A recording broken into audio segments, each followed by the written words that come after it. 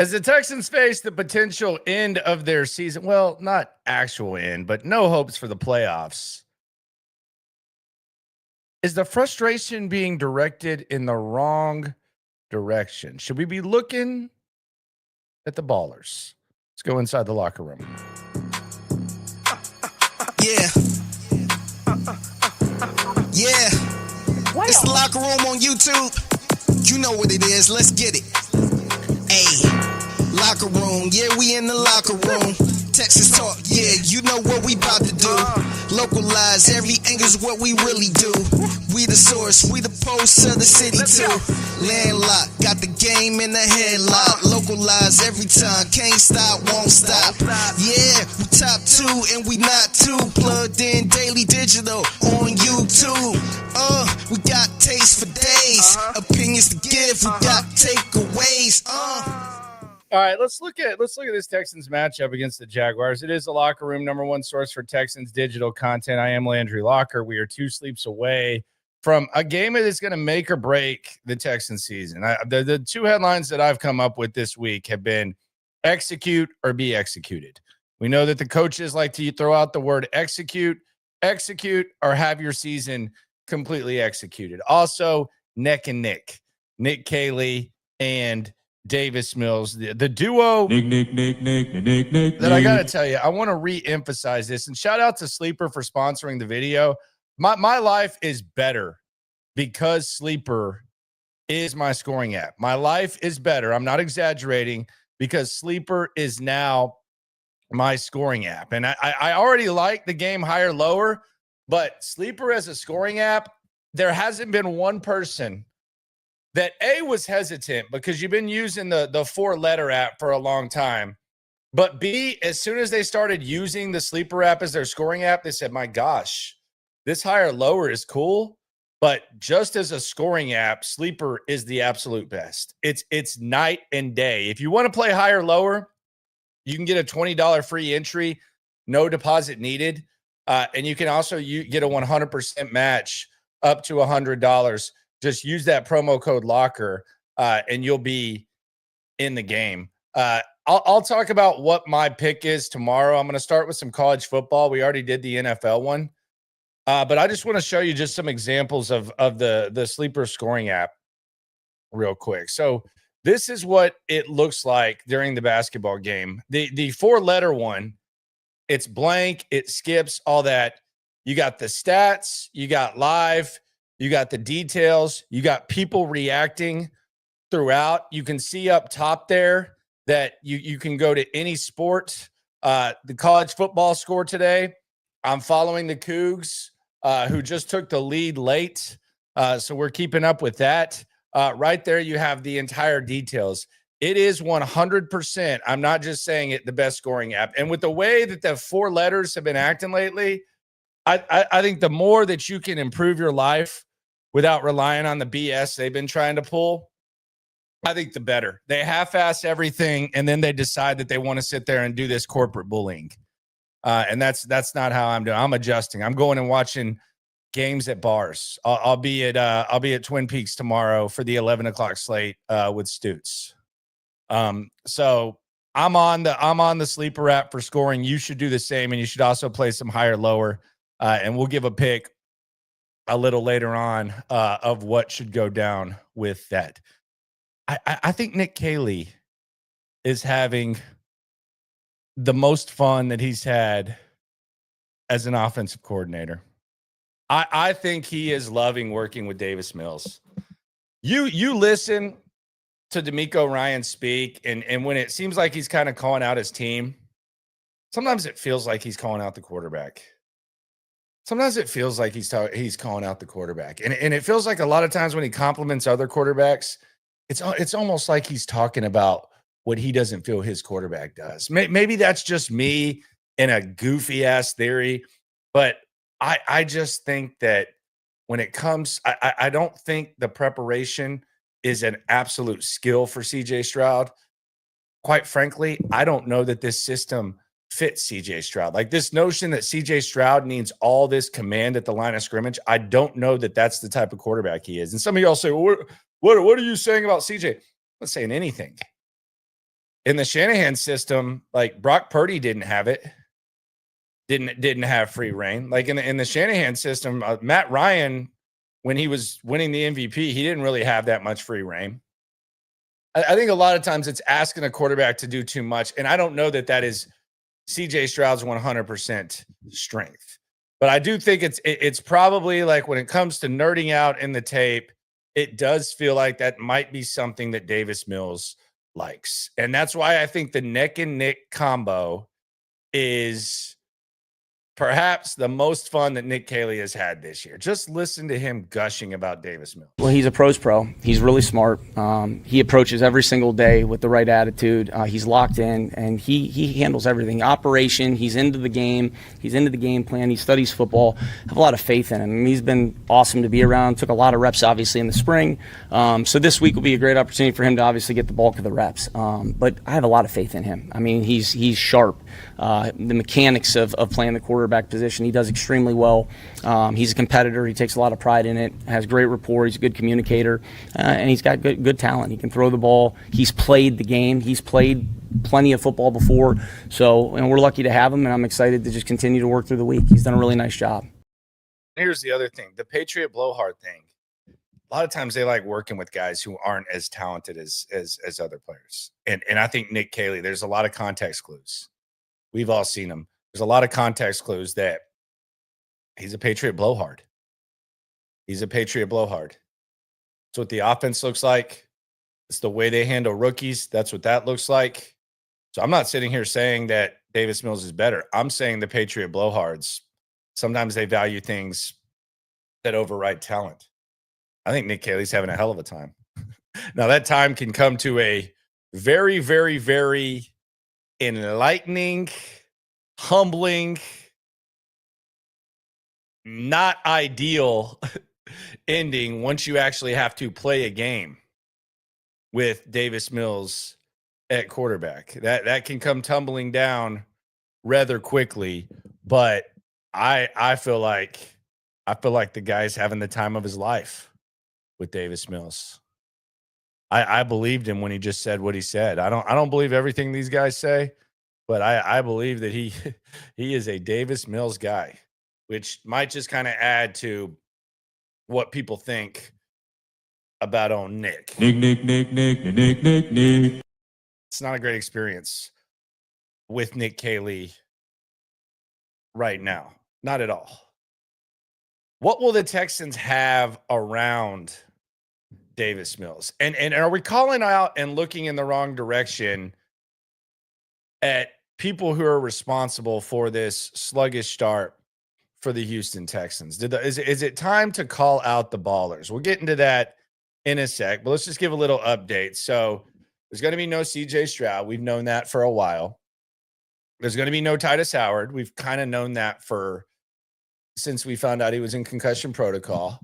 Jalen Petrie, he's not going to play. And then you have Ed Ingram out as well. So the whole right side of the offensive line, DeMeco Ryan's favorite player, who kind of changes the way you play defense, and CJ Stroud are going to be out. So the impact of Stroud is obvious. Your quarterback is out, and now you're rolling with a backup. But it's not like the offense has just been completely setting the world on fire with CJ Stroud. It's not like Davis Mills is a bad backup. It's not like you're some heavy underdog. A lot of times you have to gut out wins, and quite frankly, the Texans are going to have to gut this out. So that's the impact of CJ Stroud. It's obvious. Any area of talent that you can possibly possess, he has more than Davis Mills, and you would probably be favored in this game if you had CJ Stroud. That goes without saying. Impact of Titus Howard, I really don't know.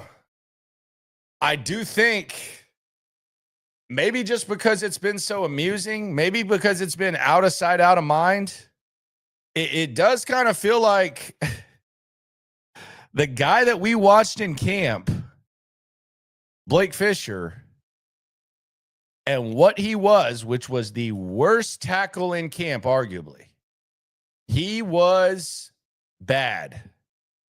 But that guy is starting a game, and quite frankly, if we go back to when we actually were watching him on a consistent basis get reps, that can cost you a game single-handedly. And you look at the Jags edge guys, and I gotta do a roll call of Will Anderson and Danielle Hunter, because those guys can't eat at the same time. They've both gotten a sack in one game this year. It's happened 7 times in their entire tenure together. For whatever reason, we have to go advanced stats on one guy and the other guy eats. They don't eat at the same time. It's a weird thing. But I do wonder, can those guys at least outperform Travon Walker and Josh Hines-Allen on the opposing side? Is that too much to ask? Is it too much to ask with your starting quarterback out, the defense being the strength of the team? Is it too much to ask the arguably best edge duo in the league? Is it too much to ask for them to be the best edge duo on a Sunday when their team needs them most, when the season hangs in the balance? Can this be number 2? Can this be the second time that Danielle Hunter and Will Anderson get a sack in the same game? Just the second time. Give me 2. Let's go get some seconds. Let's get a second plate. Because right now, Will Anderson's having a hell of a year. Danielle Hunter's having an okay year. It's good. But does it feel like there's a decline from last year? It kind of does. And it feels like when he plays good, Will Anderson's not bouncing out. So can those guys figure that out? The Titus Howard thing, though, maybe a bigger deal than we're giving it credit for. And maybe just because it's been so long, we're kind of forgetting what exactly Blake Fisher looked like the last time he stepped foot on a football field in an actual meaningful game against decent tackle. I mean, if you look at what Will Anderson, Danielle Hunter, and anyone else on the Texans did to him in camp, it should be kind of terrifying. Then there's Jalen Petrie. The Texans are not going to run the same defense without Jalen Petrie that they do. I don't even know that they have they consider that they have a backup that even backs up what Jalen Petrie does. In practice, Jalen Petrie's got basically his own area. Now, at different times, like early on in camp, we saw Miles Bryant do that. We saw Arthur Mollett, who's gone. And in rookie minicamp, we saw Jalen Reed. He's now a traditional safety. We've seen Kamari Lassiter bounce inside, but that seemed like more of a normal thing last week when Jalen Smith was healthy. He's now on IR. So they're not gonna play defense the same when they don't have Jalen Petrie, for better or worse. They're not gonna play defense the same. Now, the good news for the Texans, and we talk about how the Texans are banged up. The Jags are very thin at wide receiver. Very thin. They just brought in Jacoby Myers. He might be their number 1 receiver. Now, Parker Washington, I actually like. It seems like they don't. It seems like any chance they get to replace Parker Washington, they take advantage of it. So they don't like. It doesn't seem like they like him. They might not have a choice but to like him this week. I think Parker Washington's good. He's also kind of an inside guy. So how do you guard him if he's on the inside? Brian Thomas Jr., he's been a disappointment. He's out. He's been highly regarded as one of the bigger disappointments in the league. He's out. Now, I want to provide some perspective and put our eyes on our own paper to talk about how we talk about Brian Thomas Jr. You SNL fans probably already know which direction that's going and what I'm going to say. But I want to put kind of some perspective on this. But to put a bow on the Petrie thing, it's going to be a different style of defense, and the Jags are very thin at wide receiver. But this is what I find kind of fascinating about the situation with the Texans and Nico Collins and what his season has been like. Because we spend a lot of time talking about the frustration with Nick Caley, the frustration with DeMeco Ryans appearing to not have a grasp about offense, and the frustration with Nick Caserio for the team he's built, Sometimes there's frustration with the quarterback. Sometimes there's frustration with the running backs. But the guy who's regarded as arguably the biggest baller on the team, we talk about Brian Thomas Jr., and there's just no hesitation as to how disappointing he's been. But when you line him up side by side by what Nico Collins has done this year, it's actually kind of discouraging when you actually look at it. Again, we all know Brian Thomas Jr. sucked this year. Very well documented. It's talked about quite often. We all know this. We all know he sucked. Nico Collins has not produced either. He's falling off almost to the degree that Tank Dell did last year with Bobby Slowick. And last year it was damn it, Bobby. Now it's Nick Caley. Nick. So let's just look at this. Let's just get some perspective on this. The receptions, there's a difference of 3. Nico Collins is +3. The targets. So we look at the targets. Brian Thomas Jr. supposedly dropping a lot of balls. He only has 3 more targets than Nico Collins. He has 420 yards to Nico's 414. He's averaging 14 yards a catch to Nico Collins 12.5. They both have around the same long. Now, Nico Collins has more touchdowns. Brian Thomas has more 20-plus yard catches. But Nico Collins is wide receiver 3.5. Brian Thomas is wide receiver 3.9. Nico Collins is one of the top 4 guys in fantasy that is on last place teams that you find on last place teams. He hasn't been good. And is that a Nico thing? Is it a Nick Caley thing? It's a problem regardless, because none of us think that Nico Collins can't play. But that's unacceptable. That's unacceptable. Whether it means you force feed him a little bit more, whether it means that there's got to be more catchable balls, whether it means that you throw it to him quickly to kind of mask your offense, the square peg round hole, which is kind of Nick Caley's identity. That's unacceptable. For a guy as good as Nico Collins to be producing like one of the biggest disappointments in the NFL is that we already regard. And maybe we're just not paying enough attention to it, but something's got to give when it comes to that. And I don't think it's all his fault, but it's a fucking disgrace, quite frankly, that Nico Collins with this offense is not something that they're leaning on more and figuring out creative ways to get things going. I know DJ Bieneme of ESPN was focused on the motion a lot.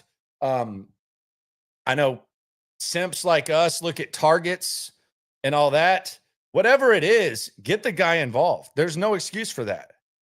Like we're talking, okay, you can't get Jalen Noel involved. It's pathetic, but you can't get him involved. Okay, Woody Marks, you hate rookies. Okay, so you can't get Woody Marks involved, and you would rather just, fart up the middle with Nick Chubb. Okay, whatever. This is Nico Collins, brother. This ain't no rookie. This is supposed to be a top 10 receiver in the league. So if he's regressing on your watch, that's embarrassing. There was not one time last year. There was not one time last year with how bad things got with Bobby Slowick. Damn it, Bobby. There was not one time last year where we sat there and said, man, Nico going to be a non-factor. He's going to disappear. Offense fell apart when he was gone for a month. Then it came back. He was still balling out. Nico Collins was still that dude. He doesn't even have the dudes looking like dudes. Nick Caley. Joe Mixon balled out in that crappy offense that got Bobby Slowick fired. Nico Collins was doing his thing. Tank Dell fell off. But that's unacceptable. It's unacceptable. We've talked a lot about Jalen Noel, rightfully so, but it's unacceptable that Nico Collins in this offense is all of a sudden, there's times where they're just asking him to block. And they say they put him in motion. It's half-ass motion.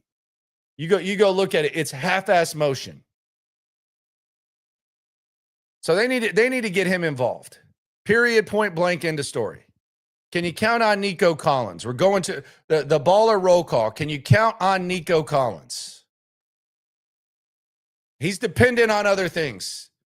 I feel like Will Anderson and Daniil Hunter, they can kind of control it themselves. Derek Stingley, he can do his thing, and they don't have any receivers. Nico Collins is dependent on a lot of things. This Sunday, he's dependent on a backup quarterback. He's dependent on a depleted offensive line, and he's depleted on an offensive coordinator who makes him look like one of the biggest disappointments in the NFL. Get it together, make it easy. You have to do two-step drops and just swing it to him. Just do that. Get the ball in his effing hands. Nico Collins should touch the ball at least 12 to 14 times in some way, shape, or form. And not that bullshit flip pass that Nick Caley ran in the red zone. What in the F was that? But this is unacceptable. We've directed our attention. I don't want to say misdirected, but we've looked at a lot of things. But the most obvious thing and the most obvious disgrace that shows how bad Nick Caley has been what he's turned Nico Collins into. That's got to change. Got to change. Period. Point blank. End of story. You know what's mind-boggling about the Jags? I'll tell you something mind-boggling about the Jags that Texans fans, when you drop to your knees at night, you should thank God that they are this stupid. This is dumber than anything I just said about Nick Caley. I'll tell you what it is in a sec. First, though, let's talk about TDCU. Greatness that is TDCU. I can woo-saw when I talk about TDCU because I feel awesome that they're so great to partner with Houston Football, SNL, the Locker Room, some other awesome brands in town, just to even be attached to CJ Stroud, TDCU Stadium. By the way, Cougs just got the dub, hard-fought dub. Shout out to Willie Fritz.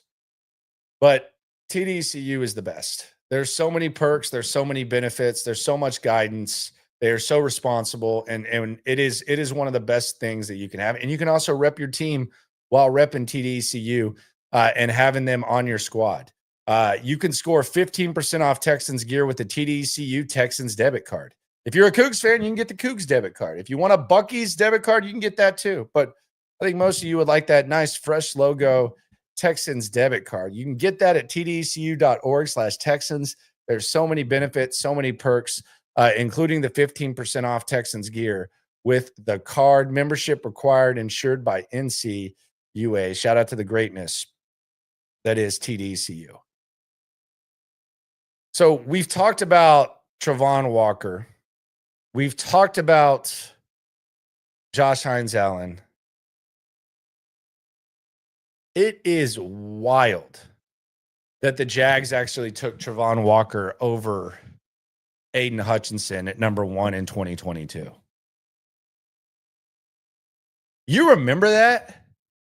When all year it was a foregone conclusion that this high motor honky out of Michigan that was being compared to J.J. Watt. Race car! They play different, but they're both white, so everyone was comparing him to J.J. Watt. But it was a foregone conclusion that guy was going to be the number 1 pick, right?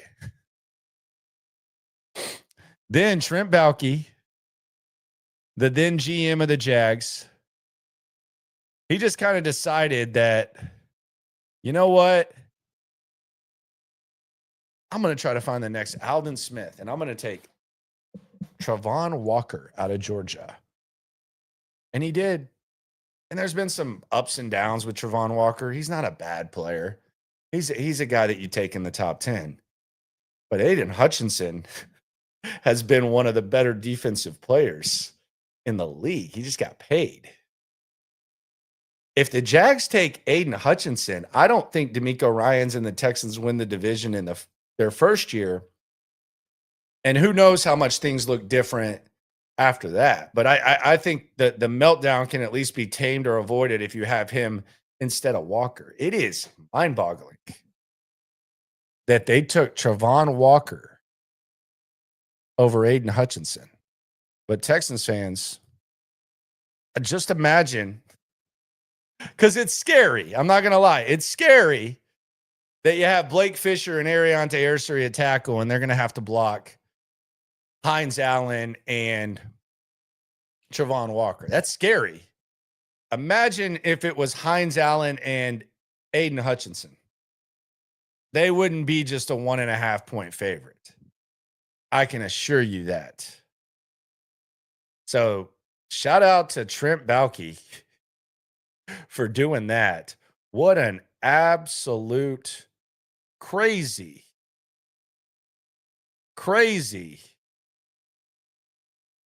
decision that they made.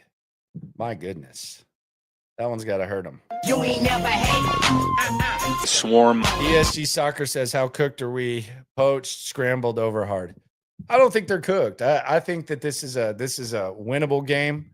The Jags have Trevor Lawrence and they have no receivers. And the Texans stopped the run well. This is the head-to-head matchups with Davis Mills and Trevor Lawrence. Davis Mills is 2-1 against him, and he's outplayed him. Now, the Jags could lean on their defense.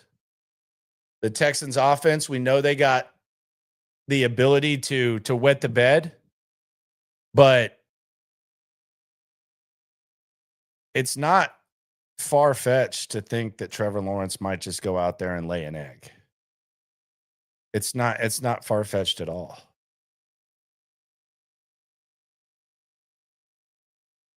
Not even a little bit.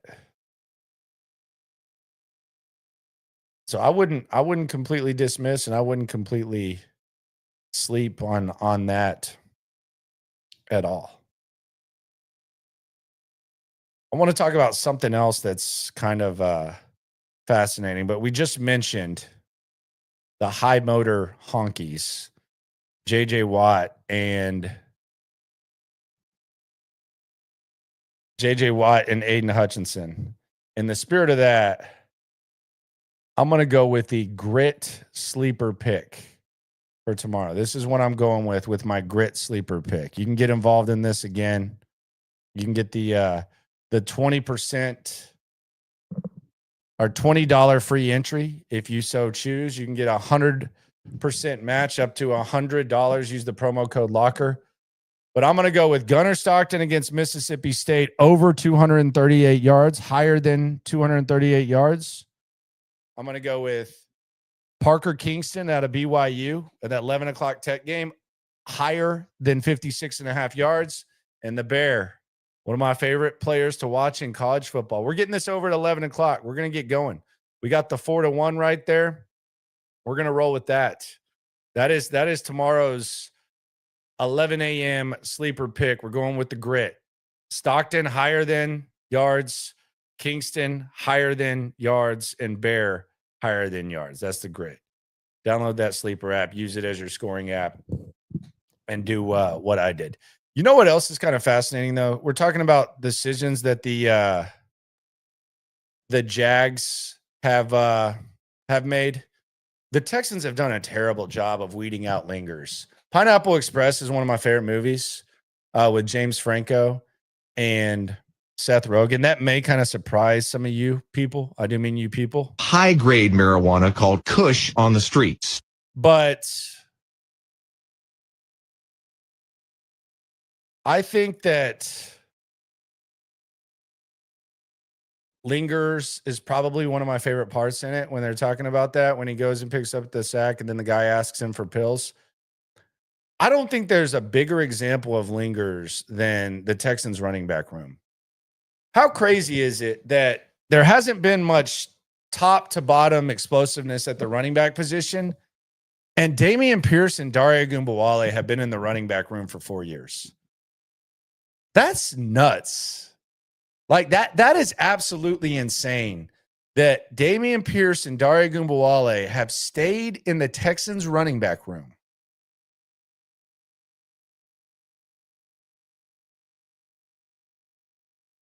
for 4 years.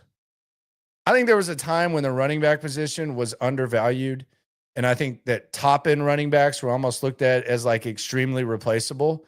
Although some teams have used that philosophy and been able to kind of get away with it a little bit. and it not be the worst thing. But the bottom of your running back room has hung around for 4 years. That's wild.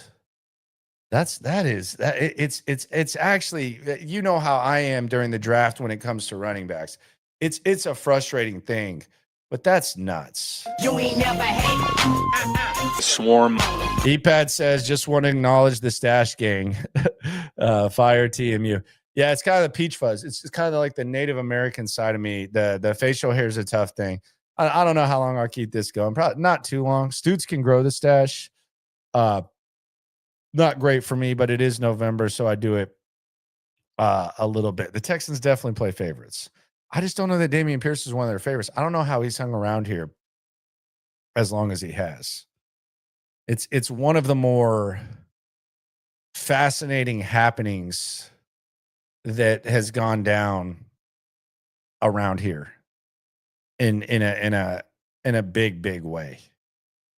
So are we going to see Jalen Knoll this week or not? Are we going to see Jalen Knoll this week or not? And then we're going to do the baller roll call, and we're going to use the props as a prop as we head into the week. Now, Nick Caley insists. Now, this one I don't believe him. Nick. When he says he likes Davis Mills, I believe him. But when he says he likes Jalen Knoll, I think it's a lie. We love Jalen Knoll. Like we plan for him. He's got a role in our offense, and I mean he'll continue to do that. And he's done a really good job for us, and he'll continue to do a good job for us. So again, it's sometimes it gets a little lopsided, but it's not due to the fact that we have less faith in him versus somebody else or anybody else. We have a lot of faith in those guys, especially Jalen too. Okay. Whatever you say. I mean, that's just ridiculous. It's ridiculous to claim you love Jalen Knoll with the way y'all treat him and the way y'all nitpick him and the way y'all tell him about hand combat is keeping him off the field. That's a joke. So that's an absolute disgrace when Nick Caley says that. You don't love Jalen Knoll. You have no love for rookies, brother. What about the red zone? Red zone is a problem for the Texans. We'll hear what Nick Caley had to say about that, but let's use the props as a prop. I talk about lines and I talk about higher than lower thans when it comes to like player props because I think it's a good resource for what is expected from some of your best players and teams. So I want to go through. I scrolled through the props and I just made note of the ones that stuck out the most that I thought deserved a little bit of attention. And I want to start with the interesting thing that I noticed. So the over-under is 39 in this game. It's 39. But here's what's interesting. The team point totals are both 18.5. So that's how close they think this is. They basically picked Jacksonville, maybe trying to bait people because CJ's not playing. But when it comes to the point totals, the Texans, without the right side of their offensive line, without their starting quarterback, their point total is 18.5, and the Jags is the same. Now, they don't have receivers, but they're not as beat up as the Texans. But the point total is 18.5. So that tells you what little respect there is for these two offenses. 18.5. Davis Mills passing yards are actually expected to be higher than Trevor Lawrence's. So Davis Mills, the backup, his passing yards, it's higher than or lower than 212.5. Trevor Lawrence is 207.5. So maybe that means they think the Jags will run the ball a little bit. Maybe they factor in the receivers. But Davis Mills is actually expected to perhaps produce better statistically than Trevor Lawrence. I find that a little bit interesting. Nick Chubb's higher than, lower than yards is 36.5. Give me lower on that. Give me lower on that. I'm gonna open a sleeper in a second and get that. That's free money. 36.5. I'll take lower. Woody Marks is 32.5. I don't even know if you can go higher on that. I don't think they can run the ball. And then we already mentioned Nico Collins. His higher than, lower than is 67.5. Man, he's had a rough season. They got to feed the beast. That's tough. But that's using the props as a prop leading into this game.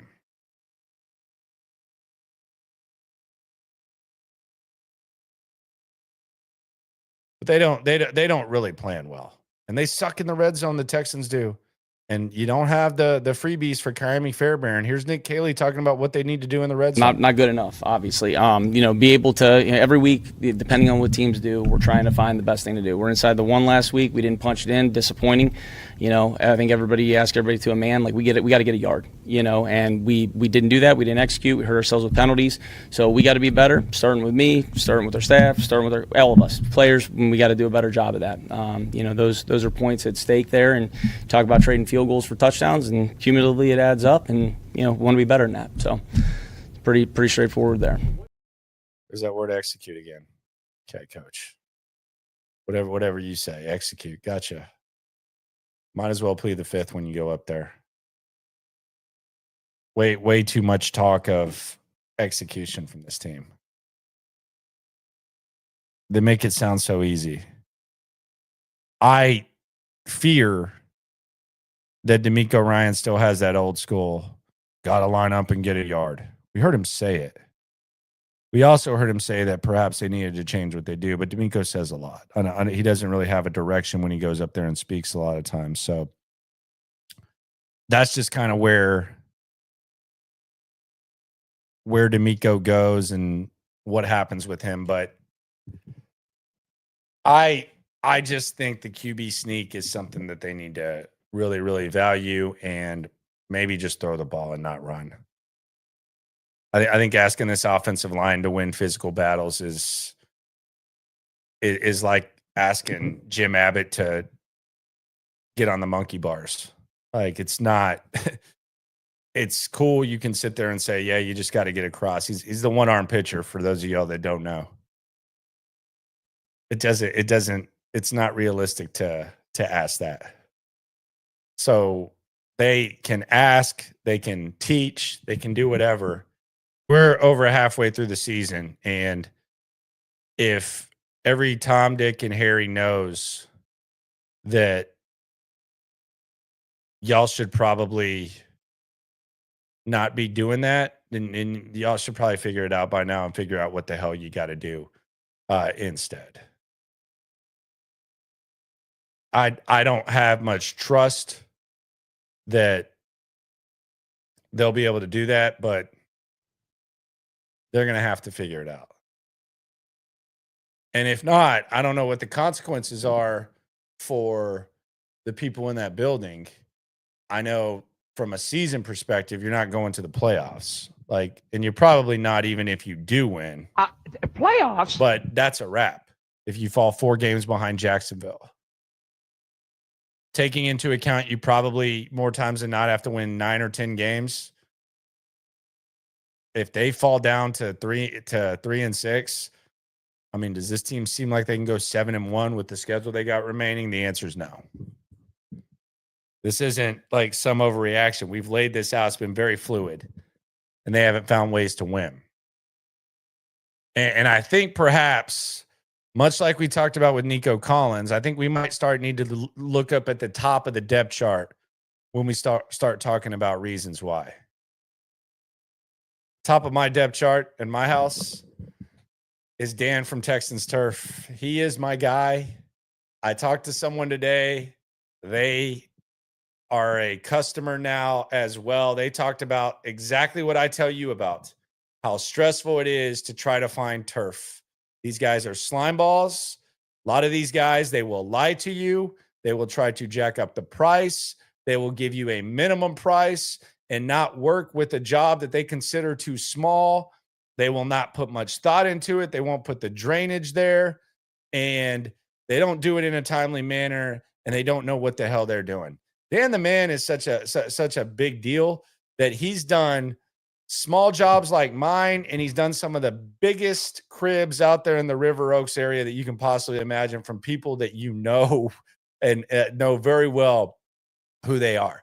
Whether it's a putting green, play area, whatever, he's got you covered, and they just work their asses off. Point blank, end of story. He actually just got back from Spain. His turf guy sent him to Spain, and then he came back, and the very next day after he went to Spain, he was out there putting together a full freaking soccer field. That's how great Dan is. And I was happy to find him. A lot of people aren't fortunate enough. You either get ripped off or you just give up. I shopped so you don't have to, and I want 100% put my 100% support behind Dan and his team. So if you've been thinking about the turf, go to TexansTurf.com. Let them do for you what they did for me. We talk a lot about these Texans players, and there's a lot of guys that we get frustrated with. We just brought up Dare Ogunbowale. Like, yeah, that's obvious. But what about the ballers that you would consider to be the best players on this team? You know the line. Big time players make big time plays in big time games. Now, on the surface, you may look at this and say, well, this is a game against Jacksonville. It's a noon game. Who really cares? It's probably going to be one of the least watched NFL games this weekend. And you'd be correct. But when it comes to this Texans team, this is your season's on the line here against the Jags. So this is as big time as it gets. And I just wonder where the ballers at. Where the ballers at? The guys that are paid like elite players, that should be expected to be elite players, that we've seen do elite things for DeMeco Ryans. Where are these guys been at this year? Derek Stingley. We were hyping up the Jackson Smith and Jigba Derek Stingley matchup, and I know that there wasn't a lot of press coverage. I don't know whether that would have been a good thing or a bad thing. Maybe DeMeco knew what the hell he was doing on that. Now, he probably should have just said we didn't press instead of making it more difficult on himself. I think Stingley probably would have liked the challenge, but Derek Stingley didn't quite shine in that game. He's been banged up. Last game against Denver, Cortland Sutton kind of punked him in the end zone. We've seen a couple of times where that's happened with Derek Stingley. I still think Derek Stingley is one of the best corners in the game. I think you can make a case Kamari Lassiter's played better than Derek Stingley this season. Like, if you're just watching the games, Kamari Lassiter might be having a better season than Derek Stingley. Maybe that can change when they need him most. Big-time players make big-time plays in big-time games. This is a big one. There's no Brian Thomas Jr. There's no Travis Hunter. Derek Stingley, where you at? Danielle Hunter and Will Anderson. We've talked about this. These guys don't eat at the same time. It doesn't happen. They do not eat at the same time. Is it too much to ask for them both to show up? Can they get a table for two? I know when they go to a restaurant together, it's 2 tables for 1 because they can't eat at the same time. Can they get a table for 2? It would be nice. Again, big-time players make big-time plays in big-time games. They gave Danielle Hunter an extension before they probably didn't need to. It doesn't look like his best ball's ahead of him.